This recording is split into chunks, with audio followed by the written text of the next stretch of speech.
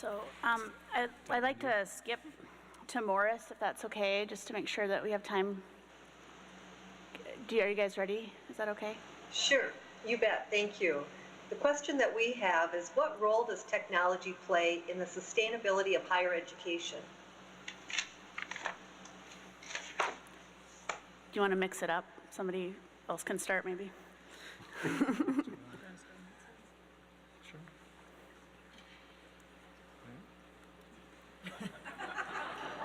Is that too complicated? All We right, can just start at the I guess beginning. Go ahead, John. I'll volunteer.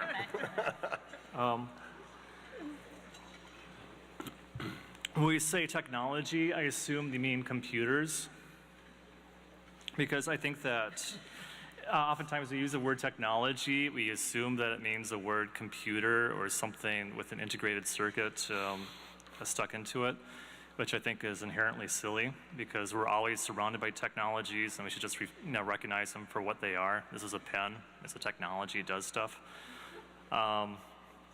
I think that the most radical technology that has ever impacted higher education was the creation of the textbook by Jan Amos Kamensky, and it was at 1647-ish. And it allowed us to really industrialize learning. It transformed what we do in schools, allowed us to replicate things easily, and it really allowed us to industrialize learning, which carried over to the university as we have today. Since then, I think that we've really looked at other technologies as ways to help us better industrialize learning. But the reality is that learning is a very human thing. And the idea that we could center learning or an education around an object is absolutely foolish. I visited a college once that brought in iPads and handed them out to all the incoming students without knowing really what we're going to do with them, without having much of a research plan for it. And so the technology wound up being very visible, right? It got in the way of things. It was a very visible thing, but the actual learning just wasn't quite there. There wasn't natural ways to connect with it. Because of that, we really need to think from the starting point where we are with these tools and what are the purposive uses, and be very clear and very exact and very specific. Because when we talk about technologies, making investments, using technologies to do the same old stuff, sometimes just fine, but we have to start thinking about the new stuff that we could do with technologies as well. And I'll stop rambling. All right, I'll be short on this one. So as I think about some of the uses for technology, almost always if we look outside of education, application of technology is looking to increase efficiency and reduce cost. And when we talk about some of the opportunities in education, there's certainly opportunities for increasing efficiency and reducing costs, but if that's the way we use technology, I would argue that we've lost. And so if I were going to advocate for a few areas where I think technology does have an opportunity for what it does best to have a positive impact on education, I would say, first of all, access. You think about access to information and the need in the world before we could digitally distribute content and information and share that and build upon that and redistribute that.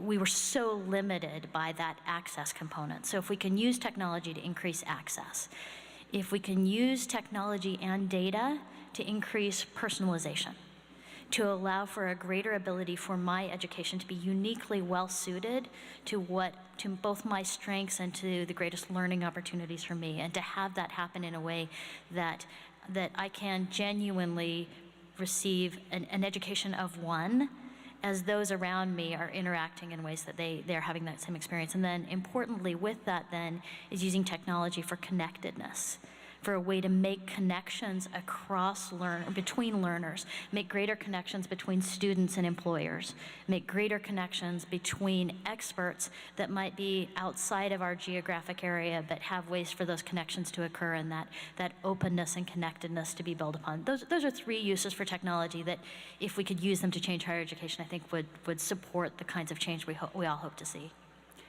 Kim, can I prompt you for a second?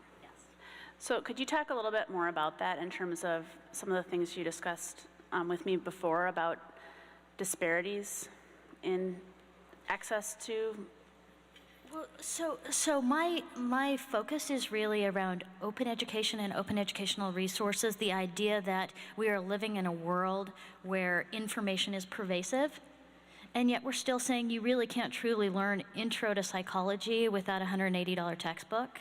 How flawed is that? And when we start adding up the costs of that, I've run numbers for the Virginia Community College System. The Virginia Community College System spends about $3 million every academic term on each of their 20 highest enrollment courses for buying the same textbooks again and again and again. And it's probably, if we look across Minnesota, somewhere between $4 and $5 million every academic term that we're spending on intro to psych textbooks again and again and again, college algebra textbooks again and again and again, in a world of information excess. And so, what it does is create an environment where we say, not only do you have to be able to gain admission to an institution and register for the course, you also have to be able to find a way to navigate the financial aid process in order to get access to your course materials that we've said are required to be successful in the course. And so, this access to information and the way we think about access for information, I think there's an opportunity for a tremendous opening of access that is taking advantage of the information that surrounds us. And I have a similar concern as we look at the focus around MOOCs. I think it is suspect that any first-generation college students are reading the New York Times and thinking, I need a MOOC. That is what I've been missing. Forget all of the other things I'm navigating, and MOOC's the answer for me.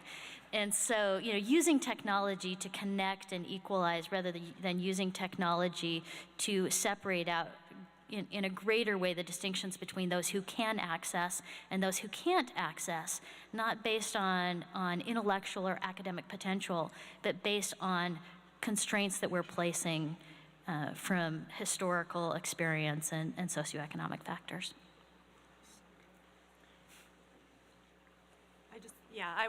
What she said, that was really powerful. I actually was thinking too, I had an opportunity this last summer to spend some time in Eastern Africa, and the idea of each person having access, if we are going to think about computers or any sort of technology that relies on electricity, many people in other parts of the world don't have that as a possibility. So if we are going to become an international university, I hope that we would keep that on our radar as well. But I guess my main point on this particular question, though, is just it's truly a question, and I'll just share a concern. And the concern is that as we adopt and use certain technologies, we are offering skills, teaching new ways of being and communicating and being in relationship. We're also de-skilling. And I want to give an example of something that, for me, kind of was an eye-opener. So, and I typically don't rely on examples about my kids so much, but this one is where any of you who are parents who have stood around waiting for your child to be released from some event, summer camp or anything like that. It used to be the case, and those of you who are probably my age or older will remember this, that the parents would stand around and share community knowledge. Where does your kid go to school? Oh, did they go to that camp? Oh, how'd they like it? What do they need to do to succeed at here? Where are the good teachers? That kind of community knowledge. Now, if you haven't had this experience lately and you're sitting out waiting for your child and picking them up, my experience is that almost everybody, including me, has their phone out, is trying to catch up on the last few emails from work, or is trying to quick check something, or rearrange schedules, or do something like that. People aren't talking to each other anymore. So this technology, which I have in my bag, sitting right behind me, is something that has both enabled and disabled that kind of real community knowledge and sharing that we used to have naturally, just as community members who had a certain role and function in their community at that particular time. Now, I'm not going to say one is better or worse, but I will go back to John's comment and say, I think we need to be really, really thoughtful about, as we introduce certain kinds of knowledges, what are we gaining and what are we losing?